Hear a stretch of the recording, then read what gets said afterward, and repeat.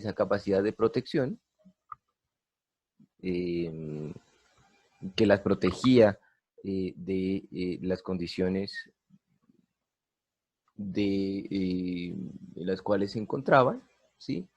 Y que el hombre ha seleccionado pues, materiales que carecen de esa característica. Decíamos que las plantas tienden a sobrevivir entre sí con otras especies y con animales que las atacan. Por tanto, las plantas silvestres han elaborado varios mecanismos de protección y el hombre ha seleccionado, por su parte, mutaciones que tienen tendencias a suprimir esas características para facilitar las labores del cultivo, desde la siembra, desde el manejo y desde la cosecha. Mire, por ejemplo, este es un material del lulo sin espinas, un material que no tiene esas condiciones de protección que tiene este lulo, digamos que común. Y si vemos un material mucho más silvestre, como es Solanum, Solanum mirancanthum, miramos que este pariente pues tiene muchísima más mecanismos de protección, porque él aún se encuentra en condiciones silvestres.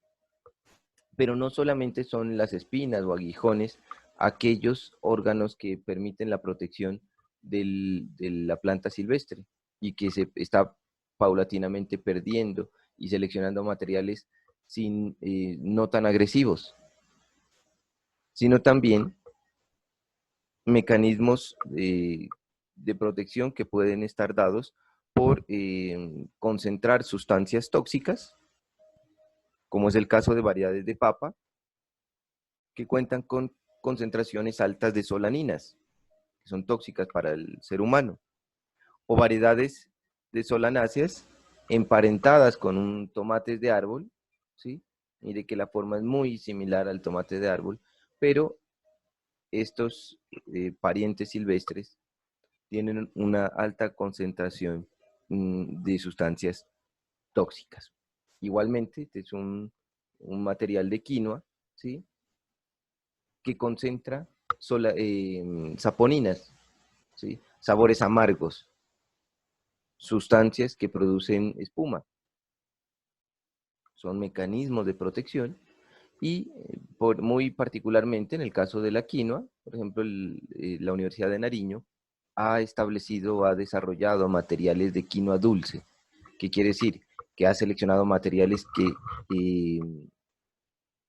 disminuyen esas características de alta concentración de solaninas, de saponinas, ¿sí?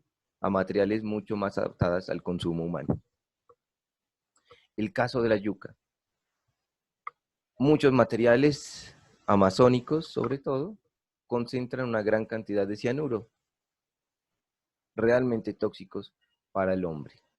Incluso materiales comerciales cuentan con una concentración importante de este elemento. De allí la importancia de cocinarlas muy bien, ¿sí? Por estas concentraciones que se pueden dar.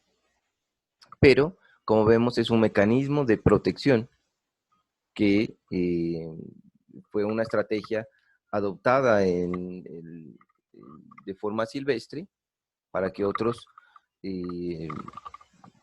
animales o plagas no la afecten demasiado y que hoy se han empezado a disminuir estas concentraciones y seleccionar materiales sin estas características para el consumo, para cultivarlas actualmente.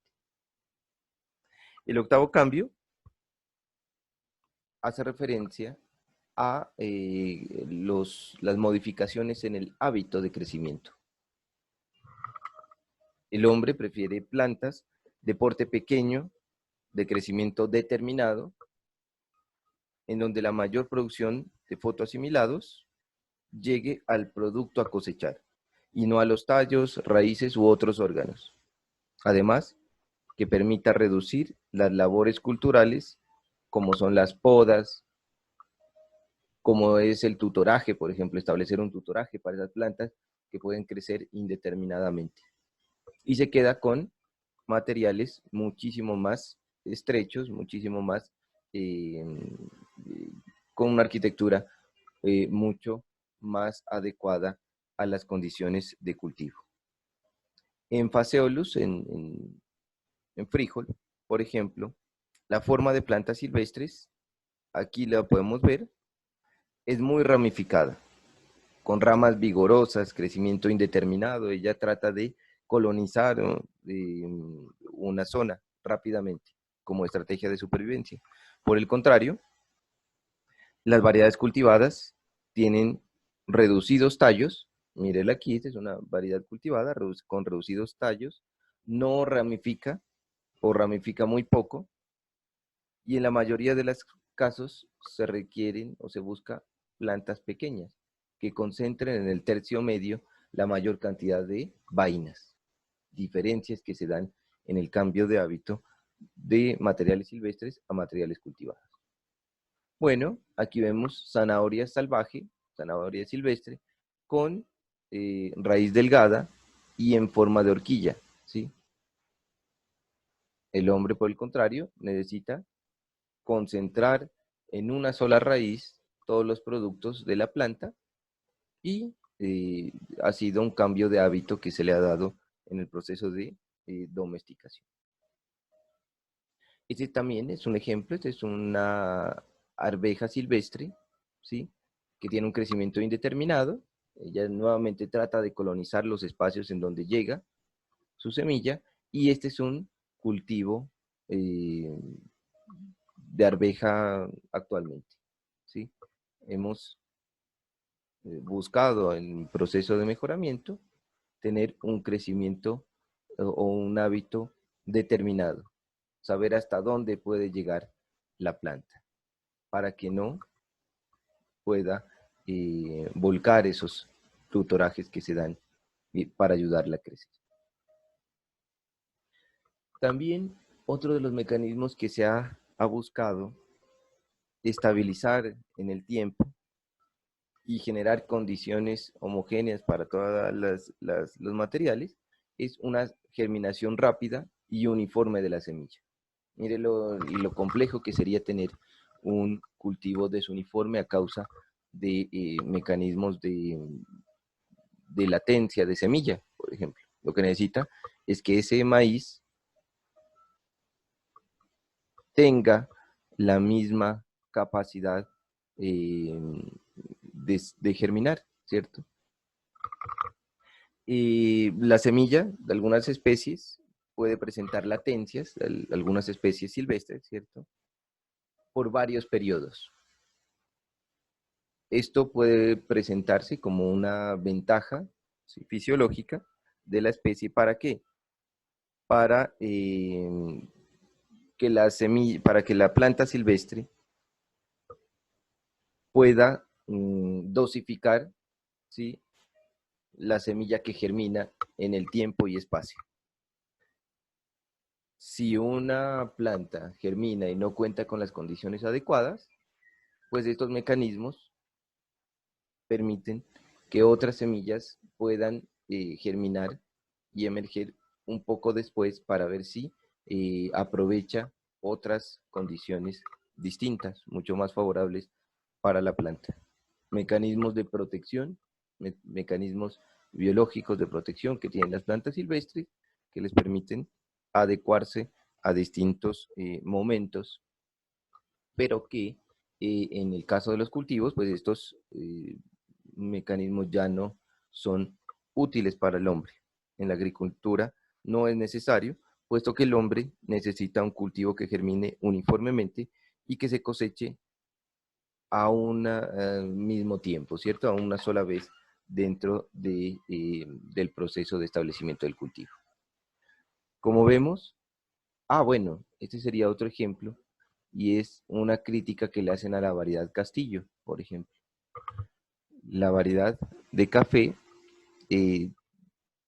tiene en algunos materiales una maduración desuniforme. ¿Qué quiere decir? Que en una misma rama podemos tener órganos o frutos maduros, unos frutos en un estado de madurez menor y frutos verdes, a diferencia de otras variedades y otros materiales de café que pueden tener mayor uniformidad en sus frutos. Esto hace que se incremente la mano de obra en cosecha, ¿sí? O que se incurra en dejar frutos maduros allí en el suelo, generar inóculo de broca, por ejemplo, o de otras enfermedades, y es algo con lo cual se está empezando a trabajar en la Federación de Cafeteros. Para el hombre y para el campesino y para el fitomejorador, lo ideal sería una maduración muy homogénea, por todo lo que ya hemos hablado. Finalmente, el último mecanismo, esos cambios que se dan desde las plantas silvestres a las plantas cultivadas, pueden estar dados en la forma como las plantas tienen esos mecanismos de fecundación. Las plantas aseguran esta autofecundación, asegura una mayor uniformidad en las plantas, el caso del frijol, de la arveja, mientras que las plantas silvestres buscan mecanismos de polinización cruzada que les permitan tener mayor variabilidad y ayuda a esa especie silvestre a sobrevivir a las condiciones variables, ¿cierto? A tener mayor posibilidades de adaptarse por esa polinización, por ese cruzamientos que se pueden dar de forma natural. Por el contrario, en los cultivos actuales y en los que se ha dado a través del tiempo, se necesita uniformidad que busca el agricultor para tener materiales muy homogéneos dentro de sus labores, dentro de su cosecha, ¿sí? Y poder mantener ciertas condiciones y características de la cosecha. Son 10 cambios que se han dado en el tiempo, ¿cierto? Muchísimos años han transcurrido para que esos materiales silvestres hayan cambiado esos hábitos que normalmente les ayudaba a sobrevivir en condiciones adversas y que hoy en día pues no son útiles para el hombre.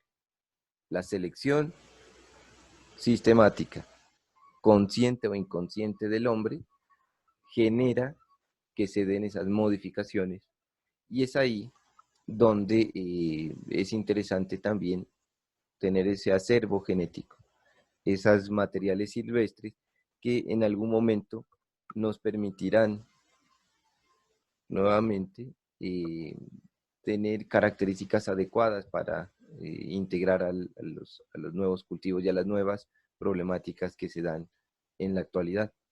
Los materiales silvestres generalmente son muchísimos más, compiten muchísimo más en relación a otras plantas que puedan estar cerca. Tienden a tener unas características morfológicas particulares que en algún momento pueden ser importantes en la actualidad. Tienen unos mecanismos de protección, ¿cierto?, ante plagas, enfermedades, que sería interesante que no se pierdan y que se puedan integrar en los cultivos con buenos rendimiento y con buenas condiciones de tamaño y características organolépticas que tenemos hoy en día.